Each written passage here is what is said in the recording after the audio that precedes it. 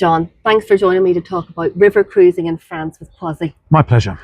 Tell me first off, how many river ships do you have in France? In France, we've got 9, and we sail on 4 different rivers.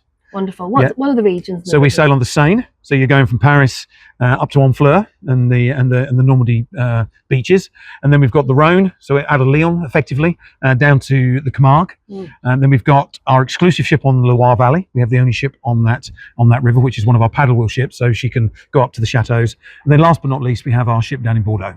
Brilliant. And what is it like on board if you're river cruising with Croisi? What's the experience like? Well, as with many river cruise lines, it's small ship cruising. So our ships in the French regions go up from about 80 passengers up to about 150 passengers. So it's small ship cruising, very intimate, obviously based around the food, the culture.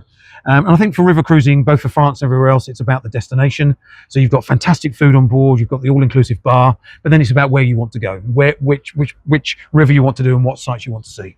And guests on board, they're very international. They are. Who would be on board? Well, as you said, we're a French company, but we are international on board.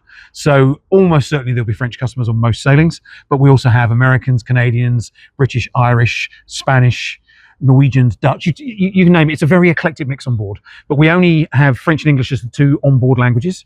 So everything's in English, the excursions are in English, all the menus are in English. We do make announcements in 2 languages, French and English. But so there's no language problems for a British customer, but as long as people understand, it's going to be eclectic on board. And in terms of booking, the river cruise is so incredibly popular at the minute. It is. What would be your recommendation about when people they need to think about making their booking for their river cruise? I would suggest that people should be looking at 9 to 12 months in advance. I mean, it depends when you want to go. I mean, high season is June and September. That definitely is 12 months in advance. If you're more flexible on dates, then you can probably pick up cabins 3 to 6 months. But most people should be planning a river cruise to make sure they get the right cruise and the right ship. And do you have a personal favourite? I love the Seine, to be honest with you.